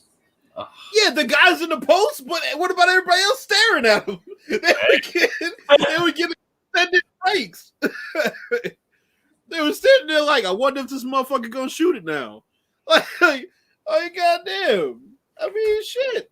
It's just it's not the same, bro. It's not. So he needs to shut up about that. And really, all the old school players talking about Zion's conditioning or anybody's conditioning for the most part, you know. Well, Joel Embiid was probably the only legitimate one where, okay, yeah, he had to get in better shape. But Zion now, no, you can't talk about his condition now. He's fine. I'm still just worried about how he his walking gait, not his walking gait, but just how he lands. Even in 2K, I was kind of concerned. I was like, oh, he's coming out kind of stiff. Like I see like in a game in real life game, just watching, I'm just like he's still not bracing himself. Like I would think somebody with that body type and like he's a big dude. He needs to be bracing himself a little bit more than he does. Comes down awfully stiff, and it's just eventually that's gonna this season staying on the court. But it's gonna wear away at him. And that doesn't matter what how your conditioning is irrelevant at that point.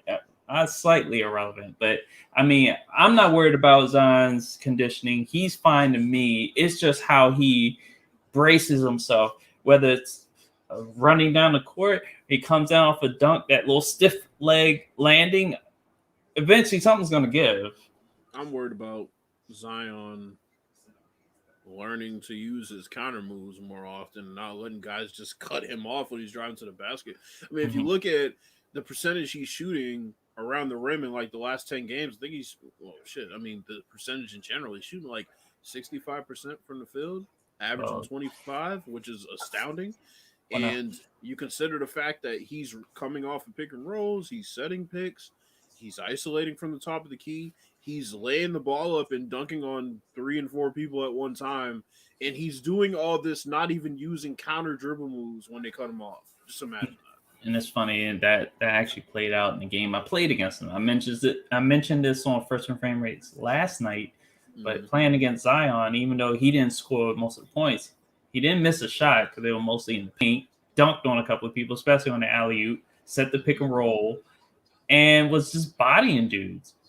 And got to do his little thing when it was all said and done. So it's just like, got some new people in here.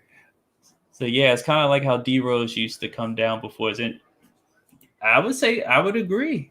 Yeah, people need to land with their damn knees bent. I don't know why they don't. Well, the one thing that I was always concerned with, like, whenever I played, whether it was basketball, and we're definitely talking about the biomechanics of these sports now, is the way that I will always be concerned where I would come down, like, if I'm jumping, I don't want to feel like I'm jumping too high to where I feel like I lose balance while I'm in the air to where I'm forced to land on one leg. I felt like in one game I played when I was playing rec league touch football, I felt like when I came down on my left leg, I felt something like crack a little bit. Now I came down on one leg, even though I braced myself, but it was just all at once. And being on the field that I was on, the way it came down was just like, oh, that was too much, and I wound up falling in a crumpled heat or whatever. I wound up being fine, but I'm always concerned about how I land. Now, little known fact, I took a little bit of gymnastics, so I learned how to fall. So it was one of those things where it was just like, okay, well, when you, let's see, come out of rolls a certain way to protect your neck. You land a certain way to space out the energy the way you land. When you land on your feet, don't stick the landing literally. You have to brace yourself. Everything is about bracing yourself. And I'm looking at Zion, it's just like it comes down and it's like no give. It's like he's concrete. Land with your knees bent is what I always try to do. Don't land because what he does, and this is what's so crazy about Zion in the first place, is like that motherfucker doesn't even know how to land, and his second jump is as quick as anybody ever. He's not even bending his knees. He literally lands and then just goes, "Oh my, what the fuck? Like what? This dude's not made of like what the fuck? Like it's crazy." Yeah, because it's like who comes out of their shoes in a college game? That's That's the thing that concerns me. It's like if you're able to come out of them shoes like the way he did. His second jump though, like seriously, his body control and his second jump are just insane. And he was another one that had a late growth spurt, so he has point guard skills as far as dribbling the ball. Right. And he has a crazy quick first step. It's like there's gonna be a point in time where nobody's gonna be able to stay in front of him. That's gonna be it. Nobody's gonna be able to stay in front of him. And Steven Adams said, you tried to bump him in the air, but he has such crazy body control, it doesn't even matter. And it's true. He can lay the ball up with both hands.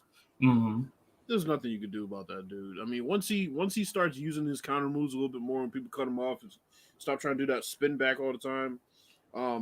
Because even outside of Zion, for a while, Bradley Beal, it was concerned about how his body control was causing a lot of his lower body injuries, and I felt like he definitely got in better shape. Because if you look at Beal when he first came into the league versus when the way he is now, he looks skinny. Yeah. Compared to it, because he was a little chubby. He actually looked like a panda bear when he first came in the league. They had him at listed at like 6'3" to 15 initially. Now he's like, well, obviously he's 6'3". At one point they listed him at 6'5" until they was like, oh, we gotta go everybody's realistic heights, and everybody shrank a couple of inches. But hey, what's up, Mr. Ham? I see you out there. It popped up. Thank you. Hey, what are you eating? Like, what's for dinner? Trying to grab two. But yeah, so Bradley Beal, I think, what is he now? He's like 205. He's not. I don't think he's dipping below 200. That would kind of be dangerous underweight wise. But yeah, he had the, and he was kind of built. Yeah, he's built. That's what I'm saying. He's in more shape. His body is built. He used to be like more deezed, like more built. I thought he was more. I felt like he was more chubby. Like he I definitely think his that's just because he wore. I think that's only because he wore his shit more baggy. Now it's more form fitting. That's another reason why. Because Chris Paul kind of had that appearance a little bit, but then he started wearing the shit a little bit more form fitting because that's just how guys wear it these days, and he doesn't look like that anymore. But Bradley Beal used to try to pull off moves that would aggravate and eventually lead to those ankle injuries, those low late injuries, because he would do a lot of those moves off balance. A lot of those like the snatchbacks that he can do now, he does them under control now to where he doesn't put pressure on his ankles so much. He's not exposing himself to situations to where, and that's another thing that I think players have to be aware of, is just exposing themselves to certain situations to where they may land on somebody's foot. Now, that's another situation because then you got players that they now call that a foul when you don't allow a shooter to come down, but you still have those other situations where it's inadvertent and you roll an ankle, snap an ankle, snap a leg. It could be a whole bunch of things, but like just knowing when and where to see what Mr. Ham is eating. Someplace called Culver, a codfish sandwich. That sounds good. Fish sandwich. I have a sandwich down in the fridge right now. I could go get, but it's kind of what time? Looking at the clock, looking at my watch, it doesn't exist. See, look at that. Looking at the You want to talk about conditioned? Yeah. Normally there's a watch, this Fitbit watch right here on, slap it on here like it's a like it's a handcuff.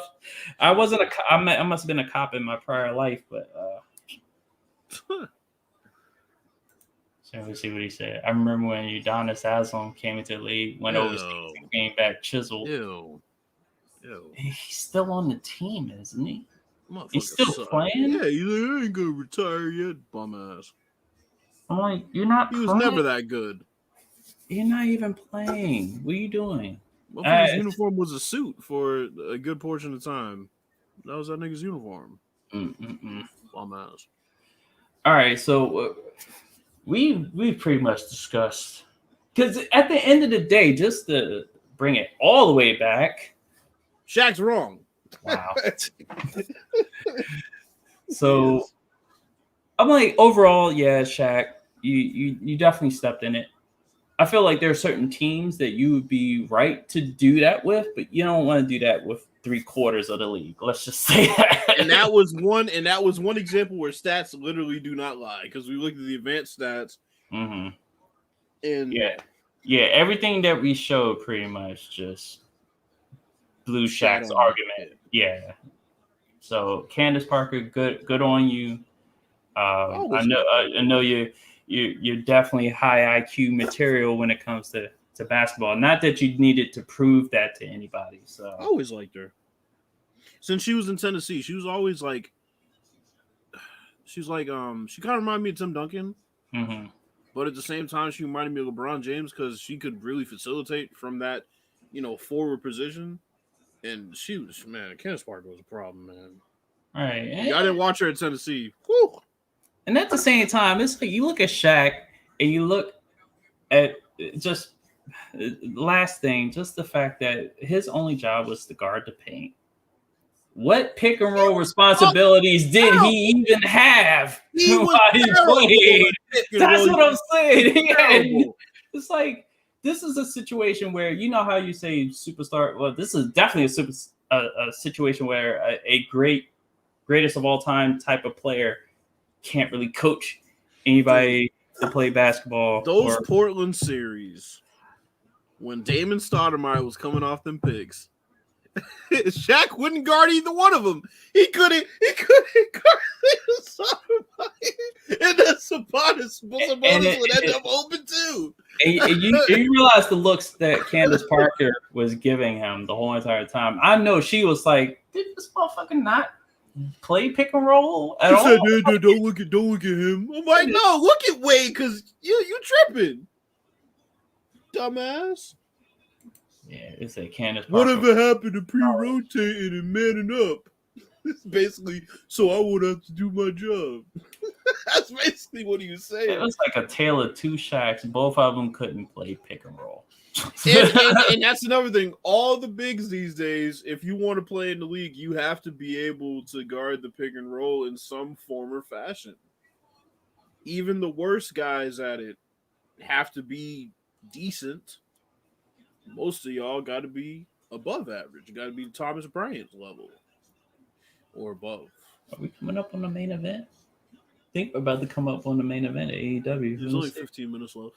Yeah, it's funny how like in today's wrestling, you can tell what could happen in a situation according to what time they have left. Like most shows don't go over, but no, they actually got something else going on before. So either this is going to be a short match, or they're going to allow them to go over. But anyway, because they're kind of treating it like a pay-per-view. Oh God! But anyway, Shaq wasn't the main event. Just yeah. So, what was that? The fact Shaq wasn't the main event is just hilarious to me. Oh, he wasn't the. So this. Oh no! Oh so no! I'm about to end up watching what happened. Somebody sent me some shit. I didn't watch it. Oh. All right, here we go. Let's see. Shaq is sensitive about his archaic basketball knowledge. Yeah, she did. She did exactly. It's funny because I really want to come off even about this because there are teams, not many of them. There are teams in the league statistically that you can play that, man defense, rotate and whatever, but I would hate to hear Bill Russell say some shit like that. Why can't we just even he's probably looking at Shaq like, motherfucker, you serious? It's like he look at Shaq like that's why you don't get brought up in the top 5 greatest of all time. Bill Russell would be just to go to that for a second. Bill Russell would be amazing in pick and roll these days. Because he seems intelligent about what he would be doing on the court. But he was 6'9". More importantly, he was 6'9", 6'10", ran like a deer. Yeah, you want to talk about a player who had the same body type the whole entire time. Shaq got lazy, because remember when he was with Orlando, he was Bill Russell. He was breaking backboards and he had breakaway rims, which I've seen recent highlights of people breaking backboards. So apparently that's a thing again. Apparently we have cheap glass for backboards in the high school level. Shaq was in crazy shape all the way up to about 2001, and then had too many cheeseburgers. Came to camp out of shape. Kobe's like, "Fuck." He was like, I was in shape, round. Shaq was still. I was around. The scary thing was Shaq was still the best player in the league, out of shape in 2002. Well, shoot, I'm like, well, who's going to get there to stop him physically? I'm like, he didn't have to be in the best shape. Physically, no one's pushing him anywhere. Bill Russell would have adapted easily. Defensively, yes. Offensively, I have my doubts. He would have pulled the chair. Yeah. You wouldn't even have to do it on some of these bigs these days. Probably just sending shit right back at him. Like, and that's a term that a lot of people, you don't hear a lot of people do because you don't see that situation pop up. But there's a situation you can pull the chair. Matter of fact, that was a mechanic in live. There's a mechanic in 2K too. You barely hit like. Because you know why? Because of the fucking tendencies in the game. Not many guys use aggressive back downs. Mm-hmm. So they just back down. Not many of them back you down at all in the game. Mm-hmm. But they don't use aggressive back down, so you'd be able to do it. Pull the chair out. That's really when you do it. When he's backing down, he does that one bang, and then the second bang, you're not there. And then he just falls down.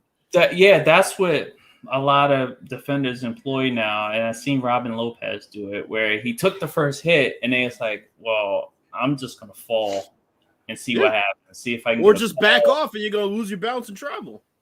Well, that's pulling the chair out. Yeah, that's pulling the chair out. Yeah. But a lot of players they don't go for the pull the chair method anymore because it seemed like that'd be a situation for somebody that has a lot of post moves that you want to pull a chair because they're gonna do a move thinking you're there, and then if you're not there, they're like, oh shit. I didn't plan. You do it against guys trying to aggressively back you down, but now people don't do it anymore. Now they have all those post moves, but you have a guy like Shaq, it'd probably work. They probably throw an elbow. Well, that was him and Karl Malone did. throwing That's elbows. what he did. Fuck Karl Malone. Patrick Ewing used to do it too. Both some elbows.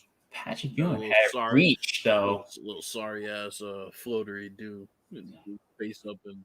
Oh shoot, Patrick Ewing used to travel all the time. Of course he would. Like he had a game winner one time where he traveled.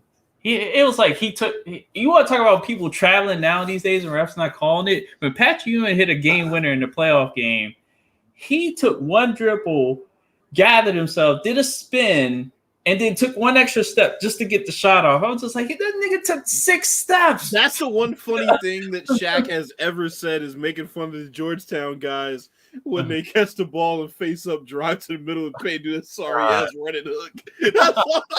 That's like the whole thing. Alonzo Mourning, Patrick Ewing. Right.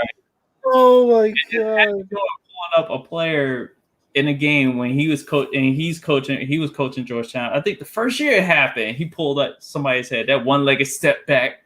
Do you practice that?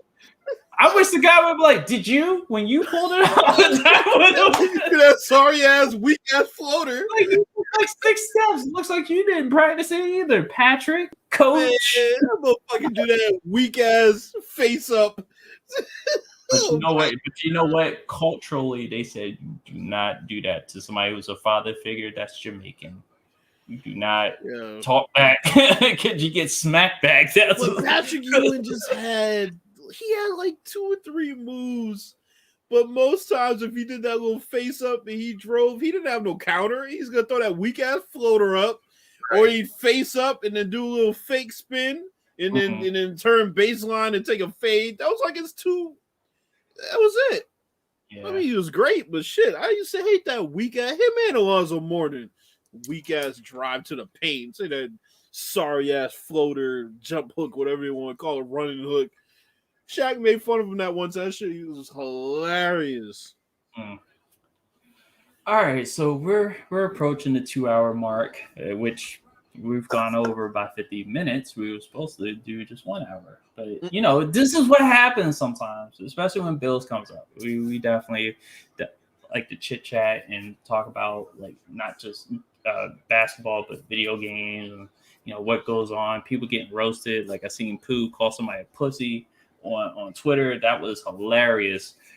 There was a guy that was claiming that one of I think Pooh's friends, I think it was Real Mama Eagle, was claiming that she was running some type of financial scam or something like that, and she basically told that guy off. And Pooh was also telling him to fuck off or whatever.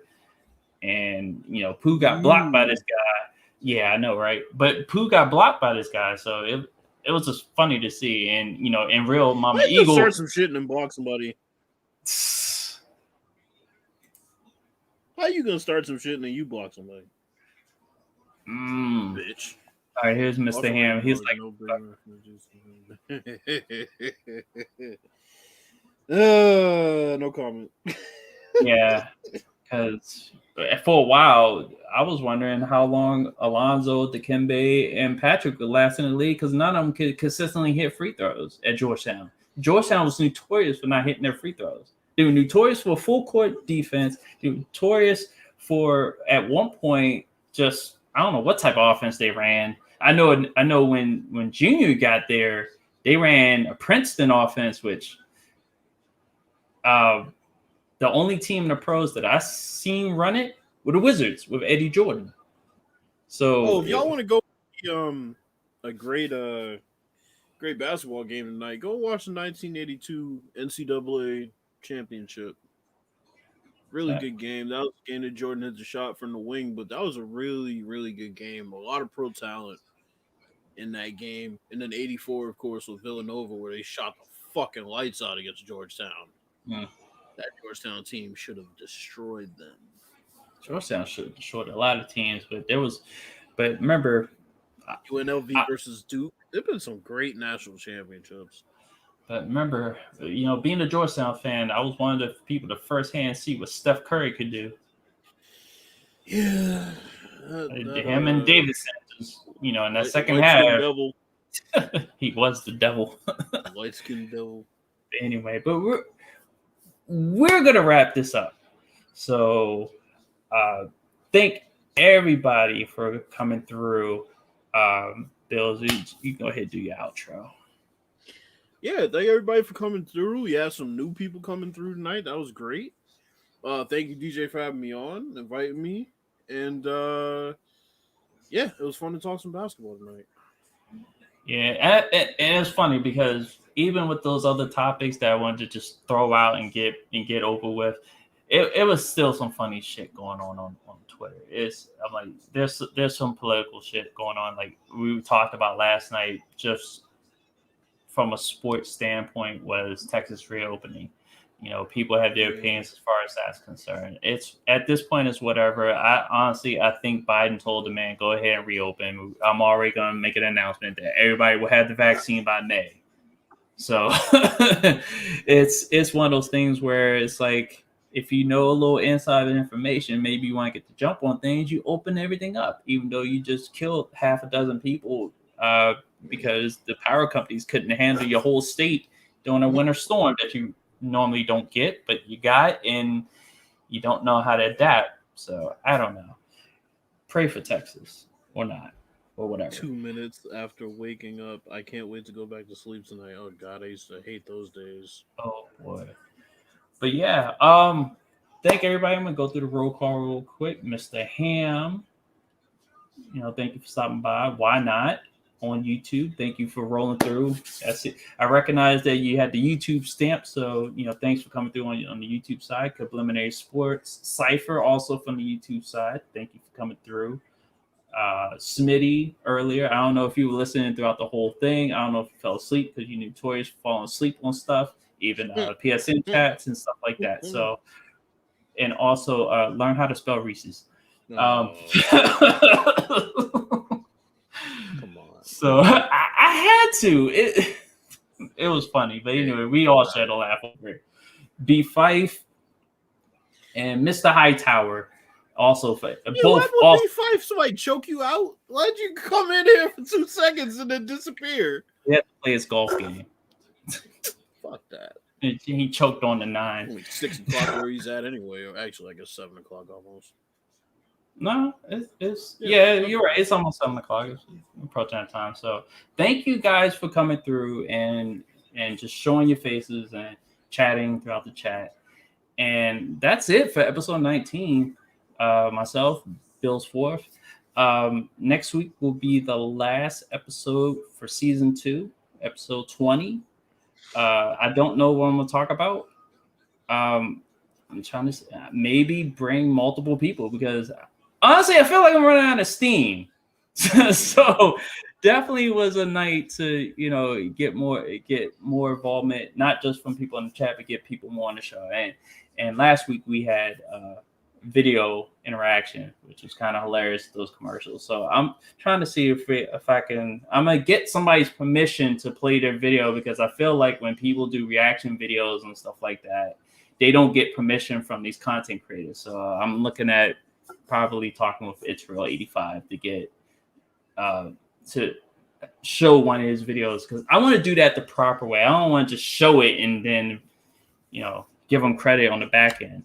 That's not how I roll. Well, except for the one last week, I didn't know who that person was. But anyway, thank you guys for stopping by.